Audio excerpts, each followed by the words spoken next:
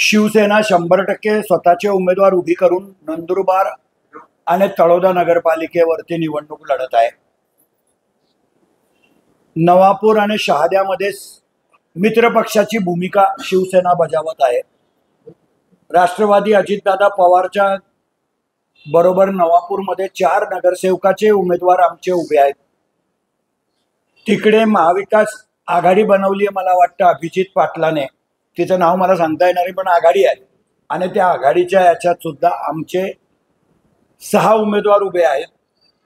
परंतु दुर्दैवानं काही उमेदवारांचा हट्ट होता की आम्हाला निवडणूक धनुष्यबाणवरच लढायची आहे। खूप समजवल्यानंतर सुद्धा त्यांनी ऐकलं नाही आणि म्हणून त्यांना 2 एबी फॉर्म फक्त शिवसेनेच्या चिन्हावरती आपण दिलेले आहेत। शहराचा सर्वांगीण विकास हेच मुद्दे या निवडणुकीमध्ये सुद्धा राहतील। एकनाथ शिंदे साहेबाकडेच नगर विकास आहे आणि भविष्यामध्ये सुद्धा, कारण नंदुरबार शहराचा विकास आमच्या नेतृत्वाखालीच झालेला नंदनगरीच्या जनतेने बघितलेला आहे आणि नंदनगरीच्या जनतेच्या मनामध्ये आत्मविश्वास आहे की या शहरामध्ये जेही करू शकतो ते चंदू भैया आणि त्यांचा पक्षच करू शकतो आणि त्यामुळे नंदनगरीची जनतेचे आशीर्वाद घेऊनच आम्ही या निवडणुकीला सामोरे जाणार आहोत। परमेश्वर भी आम्हाला साथ देतो। आजही नंदुरबारचं विरचक धरण 100% भरलेलं आहे आणि भविष्यामध्ये नंदुरबार शहराला पिण्याच्या पाण्याची टंचाई नाही। अत्यंत चांगलं चित्र आहे। नंदुरबारमध्ये तर आहे, आव्हान तुमच्या समोरच आहे, पण तळोद्यामध्ये सुद्धा आहे।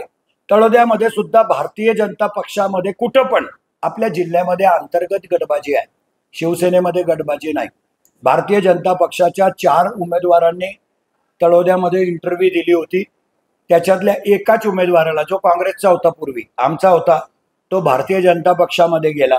त्या सूर्यवंशींना भारतीय जनता पक्षाने उमेदवारी दिली। त्यांचे प्रांतिकचे नेते शशिकांत वाणी, सिटिंग नगराध्यक्ष ज्याच्या नेतृत्वाखाली नगरपालिका चालली, त्या अजय भैया परदेशी आणि योगेश चौधरी यांना त्यांनी उमेदवारी दिली नाही। योगेश चौधरींनी, मला वाटतं, मी ऐकलं, मला माहित नाही, की राष्ट्रवादी अजितदादा पवारकडनं फॉर्म भरलेला आहे। आता हे 2 लोकांनाही ते समजवण्याचा किती प्रयत्न करतात मला माहित नाही, पण अंतर्गत गटबाजीचा फायदा निश्चितच शिवसेनेला दोन्ही ठिकाणी होईल।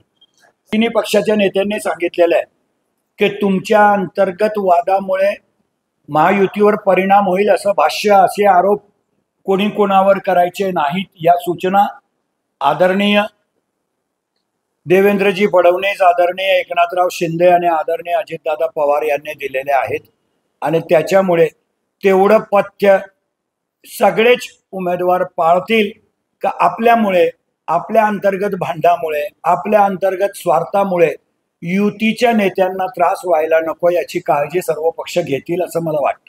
100% नंदुरबार आणि तळोदा नगरपालिकेवरती शिवसेनेचा भगवाच फडकेल।